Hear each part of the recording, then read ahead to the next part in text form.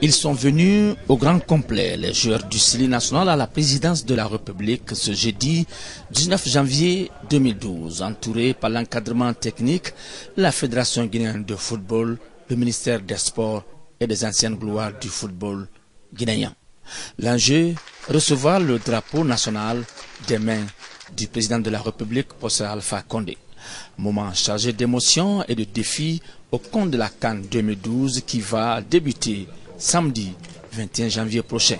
Déterminé à donner le bon exemple pour le renouveau dans le sport guinéen, le chef de l'État a offert un chèque d'1 milliard de francs guinéens aux joueurs du Syli national et leur a demandé d'honorer le pays. Nous sommes conscients de ce qui nous attend dans cette CAN. Nous sommes très contents d'être reçus par le président et nous remercions le peuple de Guinée, les supporters du Syli national et le gouvernement aussi de leur soutien. L'entraîneur et sélectionneur de l'équipe nationale de football, le Français Michel Dusseyer, a affirmé que lui et ses joueurs mesurent tout l'enjeu.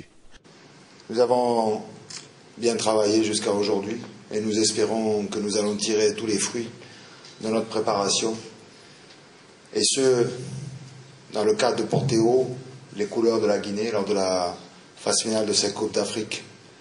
Nous sommes tous conscients de la responsabilité qui pèse sur nos épaules, celle de montrer un visage digne, d'un visage aussi conquérant.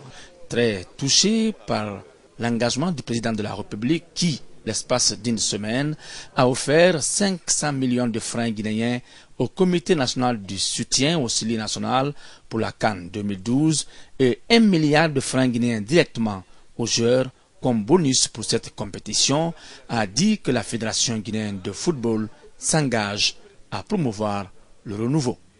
La plus dure épreuve commence pour nous, puisque nous avons l'obligation de représenter honorablement et dignement notre pays à ce grand rendez-vous biennal du football africain. Sans exagération, Monsieur le Président, permettez-moi de vous rassurer de la bonne volonté de nos footballeurs d'honorer cette ambition. Vous l'avez dit, Excellence, Monsieur le Président, Guinée is back.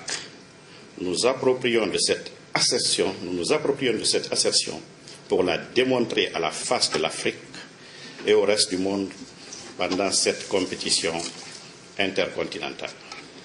Monsieur le Président, la vision de la Fédération guinéenne de football est le renouveau du football, un changement qualitatif des hommes et des structures pour le bien du sport roi et ce, pour que le football de notre pays soit à l'image de celui des années glorieuses du Syli national à Addis Abeba et du Hafia 77, qui sont de véritables ambassadeurs et porte-flambeaux de la jeunesse guinéenne.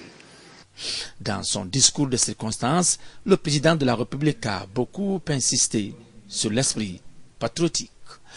Si vous regardez des films de guerre, vous voyez que la personne qui tient le drapeau, dès qu'il tombe, quelqu'un d'autre prend le drapeau. Parce qu'on ne veut pas que le drapeau national tombe dans les mains de l'ennemi. Donc, beaucoup de soldats meurent pour défendre le drapeau. Parce que c'est ça le patriotisme. Beaucoup d'entre vous sont mécontents parce que vous estimez qu'on ne vous a pas donné les primes qu'il faut. Mais je crois que ce qui fait la force d'une jeunesse, d'une équipe ou d'une armée, c'est d'abord l'esprit patriotique. C'est l'amour du pays, l'amour de son drapeau, l'amour de faire en sorte qu'on soit fier de vous et qu'on soit fier de la Guinée. Autant les soldats sont les soldats sur le terrain militaire du combat, autant les ouvriers sont les soldats pour bâtir le pays, autant vous êtes les soldats pour porter très haut le football guinéen. Chacun de nous a intérêt qu'on sorte rapidement de cette situation pour qu'on puisse donner les moyens à la jeunesse guinéenne de se développer dans tous les secteurs, pas seulement le football masculin, mais le football féminin, le basket, le handball, etc.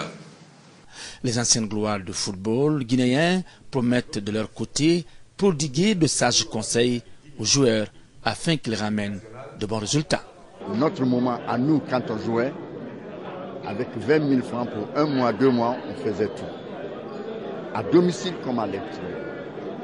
Et là, on n'a pas besoin d'aller en profondeur. Nous sommes avec eux. Nous les suivons. Qu'ils sachent, il a dit un côté qui est très important, le patriotisme. Quand l'homme ne sait pas ce qu'il incarne pour son pays, il perd. Je souhaite que les jeunes, il y a certains que je connais parmi eux, serrent la ceinture, qu'ils ferment les yeux sur tous les petits détails qui restent à régler et qu'ils ne voient que le peuple pour lequel ils doivent se battre. 28e édition du genre, la Coupe d'Afrique des Nations de football Gabon-Guinée équatoriale 2012 voit l'équipe nationale, le Sili de Guinée, se qualifier pour la 10e fois avec une seule finale jouée contre le Maroc. C'était en 1976 à Addis Abeba, en Éthiopie. Depuis, le Sili s'est toujours arrêté en quart de finale. 2012 sera-t-elle meilleure? C'est le vœu de tout le peuple de Guinée. Bonne chance au Sili national.